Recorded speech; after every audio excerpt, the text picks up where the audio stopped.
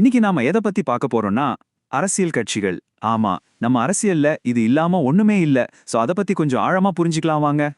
சரி, முதல்லயே ஒரு முக்கியமான கேள்வியோட ஆரம்பிக்கலாம். நம்ம வாழ்க்கையில இந்த அரசியல் கட்சிகளுக்கு ஏன் இவ்ளோ முக்கியத்துவம்?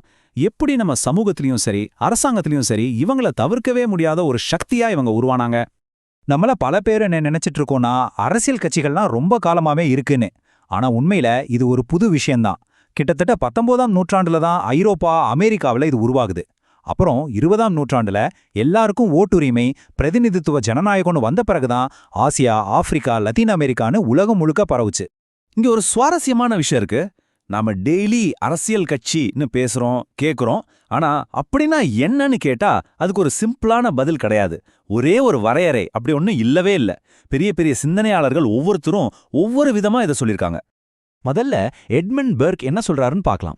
அவரோட பார்வையில ஒரு கட்சிங்கிறது நாட்டு நலனுக்காக ஒன்னு சேர்ந்து உழைக்கிற ஒரு மக்கள் கூட்டம். இது கேட்க ரொம்ப நல்லா இருக்கு இல்லையா? ஒரு நல்ல எண்ணத்தோட சொல்றாரு. ஆனா மேக்ஸ் வெப்பர் இதே ஒரு வேற ஆங்கிள் பாக்குறாரு. அவர் என்ன சொல்றாருன்னா, கட்சிகள்லாம் தானா உருவாகல. ஜனநாயகம், பொதுமக்கள் கருத்து, எல்லாருக்கும் ஓட்டுரிமை, இது எல்லாத்தோட குழந்தைகள் தான் இந்த கட்சிகள்ங்கிறாரு. அதாவது ஜனநாயகம் இருந்தா கட்சி இருந்தே ஆகணும்னு சொல்றாரு. மைக் ஐவோரோட பார்வை இன்னும் கொஞ்சம் பிராக்டிக்கலா இருக்கு. அவர் சொல்றது சிம்பிள். ஒரு கட்சிங்கிறது சில கொள்கைகளை வச்சுக்கிட்டு அரசாங்கத்தை நடத்த முயற்சி பண்ற ஒரு கூட்டம், அவ்வளவுதான். இங்க பாருங்க, அதிகாரத்தை பிடிக்கணுங்கிற நோக்கம் ரொம்ப தெளிவா தெரியுது.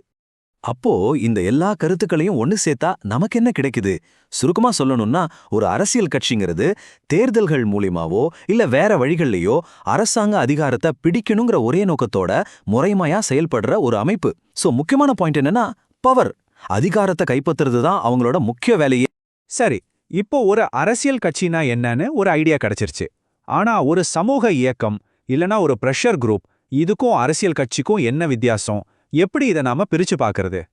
இதுக்கு பிரிட்டிஷ் அரசியல் அறிஞர் ஆண்ட்ரியூ ஹேவுட் ஒரு சூப்பரான 4 பாயிண்ட் சொல்றாரு. இதை ஒரு கட்சி 4 தூண்கள்னு கூட சொல்லலாம். இந்த 4 விஷயங்களும் இருந்தாதான் நம்ம அதை ஒரு அரசியல் கட்சின்னு சொல்ல முடியும். வாங்க அது என்னன்னு ஒன்னொன்னா பார்க்கலாம். முதல் தூண், இதுதான் ரொம்ப முக்கியம். அதிகாரத்தை தேடுறது. ஒரு கட்சி சும்மா யோசனை மட்டும் சொல்லிட்டு இருக்காது.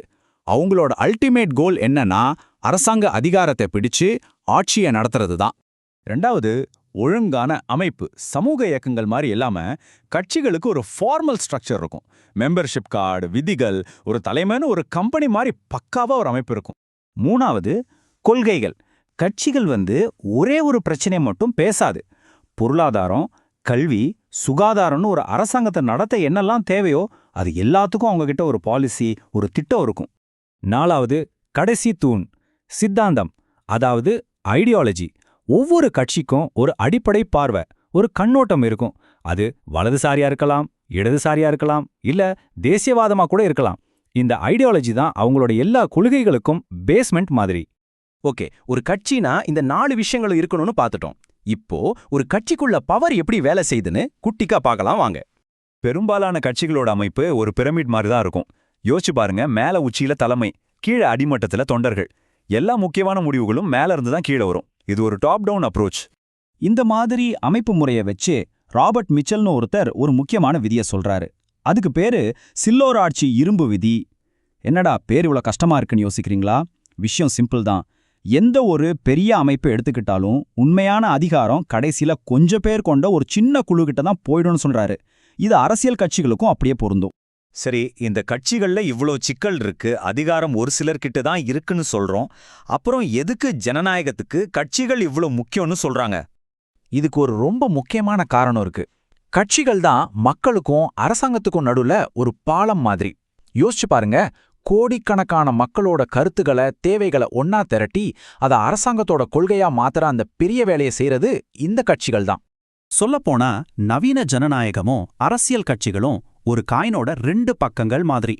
ஒன்னு இல்லாம இன்னொன்னு இருக்க முடியாது. ஒரு ஹெல்தியான ஜனநாயகத்துக்கு கட்சிகளுக்குள்ள போட்டி இருக்கிறது ரொம்ப ரொம்ப அவசியம். சரி, இவ்ளோ தூரம் நம்ம பேசினதுக்கு அப்புறம் நம்ம மனசுல ஒரு பெரிய கேள்வி வருது. கட்சிகள்ல 1000 குறைகள் இருக்கலாம், அதிகாரம் ஒரு இடத்துல குவிஞ்சிருக்கலாம், அதெல்லாம் சரிதான். ஆனா இந்த அரசியல் கட்சிகளே இல்லாம ஒரு உண்மையான ஜனநாயகத்தால செயல்பட முடியுமா? இத பத்தி நீங்க என்ன நினைக்கிறீங்க? யோசிச்சு பாருங்க.